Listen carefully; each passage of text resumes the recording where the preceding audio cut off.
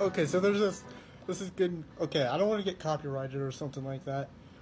But in real, this Mountain Dew is really good. It's actually one of my one of my favorite flavors. It's it's really good, and I also need to try the new. I think they have a new watermelon one too, which looks pretty good in my opinion, and I'll try that out this week. I promise.